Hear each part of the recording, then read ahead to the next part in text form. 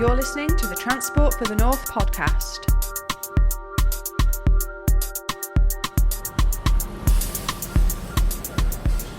Welcome to the Transport for the North podcast. I'm your host for this session, James Barber. I'm Public Affairs and Engagement Officer for the organisation. Today we are talking about our revised strategic transport plan, which is currently out for our statutory public consultation. And for this podcast, I'm delighted to be joined by some of the leads behind this project. So we have Lucy Jakes, who is Interim Head of Policy and Strategy. We've got Brian Sloan, who's led on the Economic Foundations. Peter Cole, who's our Head of Decarbonisation, and Tom Jarvis, who's our Principal Social Research Officer. So, Lucy, if I pass over to you, just give a quick overview of the STP consultation.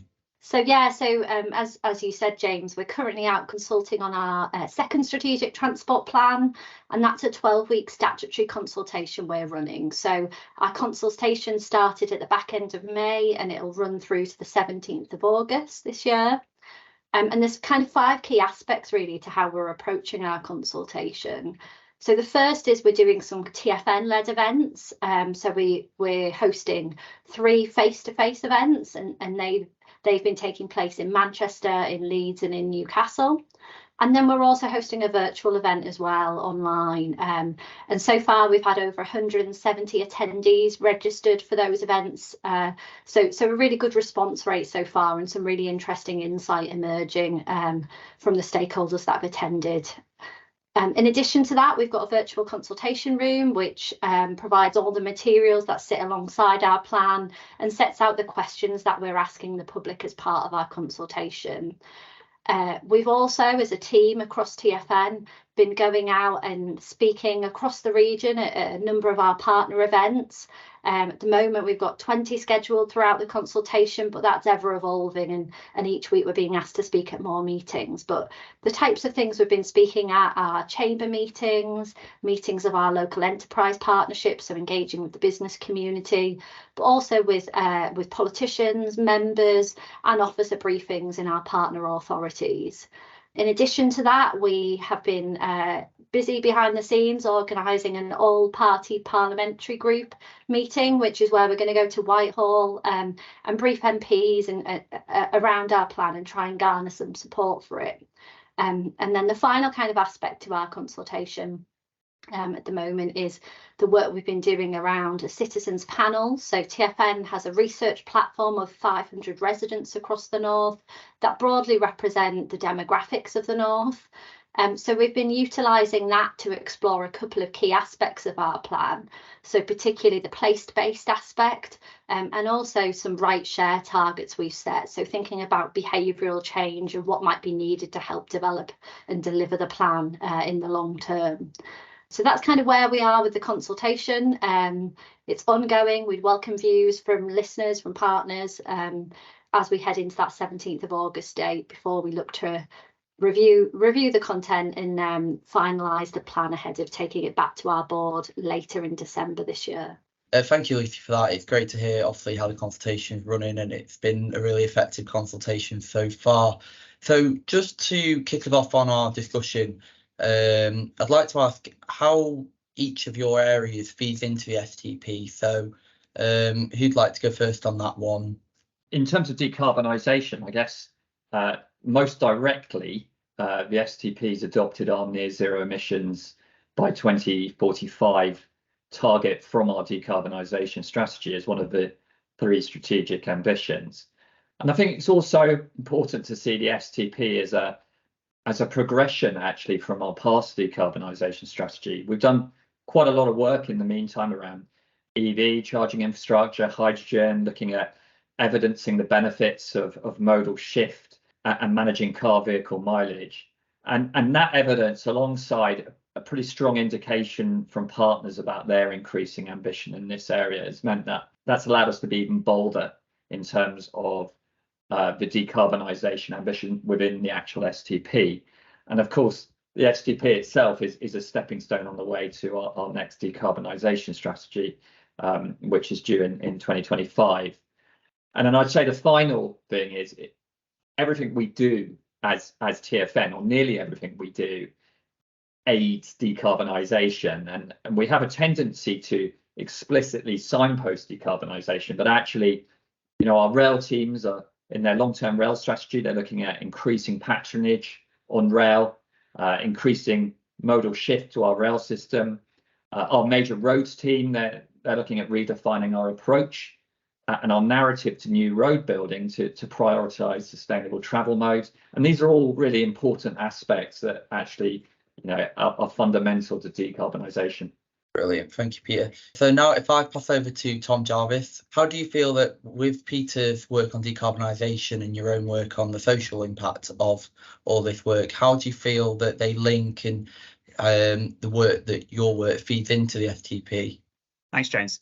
Our work on transport and social exclusion since our 2019 STP has really expanded the evidence base on the scale of the social challenge evident in the north of England, finding that 3.3 million people in the north live in areas in which there's a high risk of social exclusion, specifically because of issues with the transport system.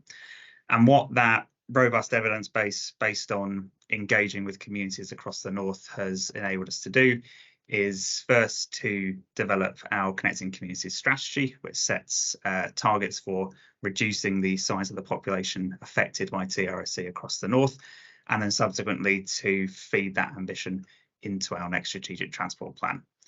And complementing the work that Peter described, part of that is ensuring a fair and just transition to a zero carbon transport system and ensuring that that transition delivers on the needs and aspirations of diverse communities and diverse areas across the north of England.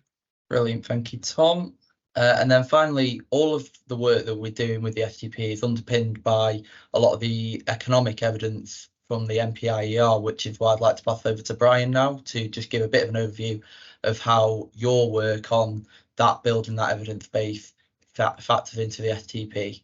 The 2016 Northern Powerhouse Independent Economic Review underpinned our original strategic transport plan and looked at transforming the economy of the North.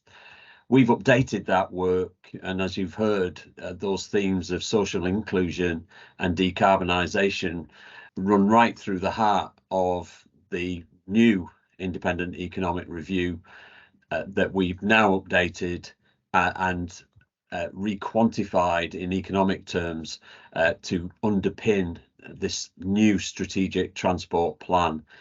And it's that ambition that is a key part of transport connectivity, which will enable us to achieve that transformational vision of the Independent Economic Review.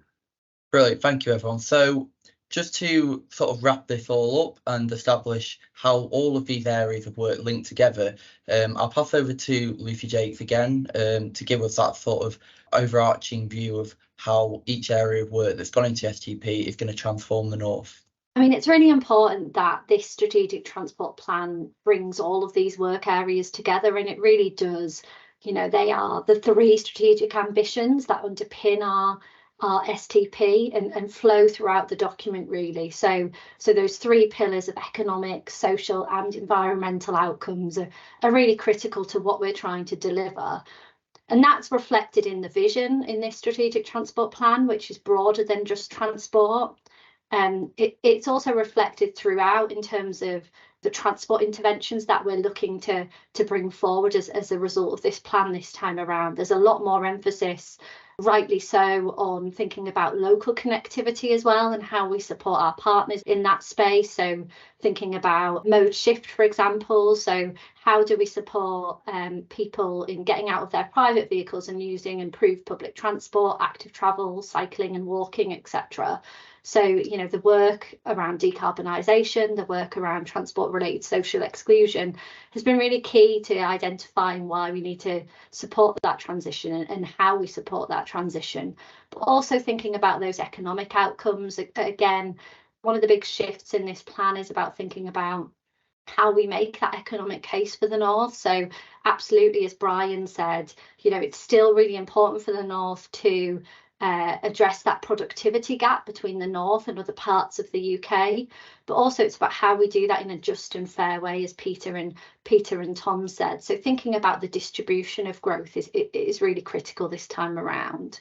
And to achieve that integrated transport system fit for the future, we've got to think holistically. So the work that my colleagues on this podcast have talked about there has been really instrumental to helping us identify those interventions I've talked about, and fundamentally will help us make a stronger case to government for investment in all of the transport systems and infrastructure that's going to be needed to help deliver this plan up to 2050. Brilliant. So thank you everyone for your contributions today, and it's great to hear all the amazing work that's gone into this STP. So as a reminder, the consultation is still going on until August the 17th, and you can find out more details and leave your feedback via our website, which is transportforthenorth.com/STP. And thank you very much for listening to the podcast today. Thanks for listening to the Transport for the North podcast. Don't forget you can subscribe on Spotify and SoundCloud so you never miss an episode. You can find us on Twitter, LinkedIn and Facebook for all our latest updates. And join us on our website where you can find all the latest news and sign up to our All Points North newsletter.